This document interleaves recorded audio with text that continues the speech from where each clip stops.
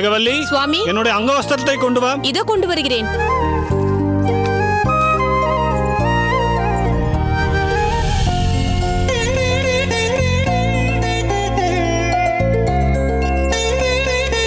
சுவாமி, இந்த அருங்கள்.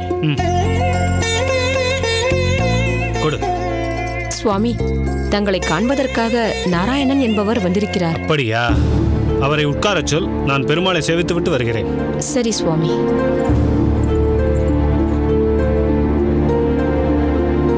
நமஸ்காரம் சுவாமி. நமஸ்காரம். உட்காருங்கள் நாராயணன். எப்படி இருக்கிறீர்கள்? நன்றாக இருக்கிறேன். தங்களைத்தான் காண்பதற்கு அரிதாக இருக்கிறது. அடிக்கடி ஸ்ரீரங்கம் சென்று விடுவீர்கள் போல் இருக்கிறது. நேற்று சாயங்காலம்தான் தேவரீர் வந்திருக்கிறீர்கள் என்று கேள்விப்பட்டேன். மறுநாள் காலை தங்களை பார்க்கலாம் என்று வந்தால் தாங்கள் ஏதோ சாஸ்திர ஆராய்ச்சி செய்து கொண்டிருப்பதாக தங்கள் அகமுடையாள் சொன்னாள். ஆகையால் தான் இன்று வந்தேன். ஆச்சாரியரின் கைங்கரியத்தில் இருக்கிறேன் நாராயணன். அதனால் தான் என்னை பார்க்க முடியவில்லை. எப்பொழுதும் ஆச்சாரியரின் கைங்கரியத்தில் இருக்க வேண்டும் என்று நினைக்கிறீர்கள் போலும். உண்மைதான். பிறகு என்ன ஓய், தன் குருநாதருக்கு சேவை செய்வது என்பது எவ்வளவு பெரிய விஷயம்.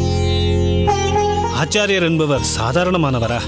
அவருக்கு சேவை செய்யும் போது நாள், கிழமை, வீடு என்று இருந்துவிட முடியுமா?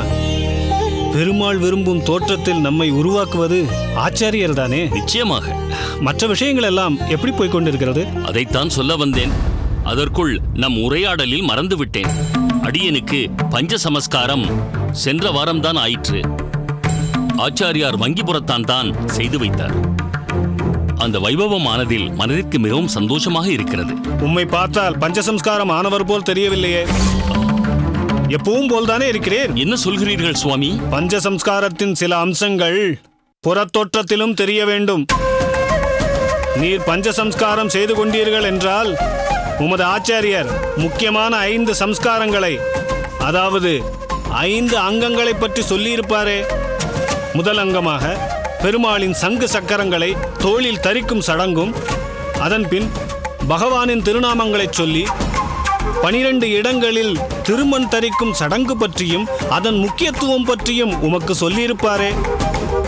ஆனால் நீர் நெற்றியில் மட்டும் திருநாமம் தரித்துக் கொண்டு வந்துள்ளீரே.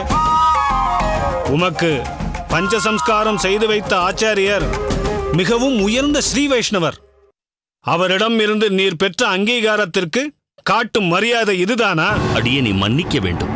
ஏதோ ஒரு அவசரத்தில் அப்படியே வந்துவிட்டேன். அவசரத்தில் செய்யும் காரியம்தான் போய் அலங்கோலத்தில் போய் முடியும்.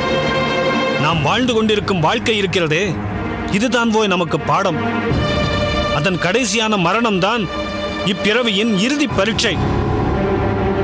அதற்கு நம்மை நெறிப்படுத்துவதற்காகவும் ஒழுக்கத்தில் நிலை பெற்றிருக்கவும் தான் காப்பாக இந்த 12 திருநாமங்களை நாம் அணிகிறோம். பஞ்சசம்ஸ்காரம் செய்து கொண்டதால் உமக்கு நிறைய பொறுப்பு இருக்கிறது. இந்த சிறந்த வைபவத்தில் இவ்வளவு விஷயங்கள் இருக்கிறது என்பதை உணராமல் இருந்து விட்டேன்.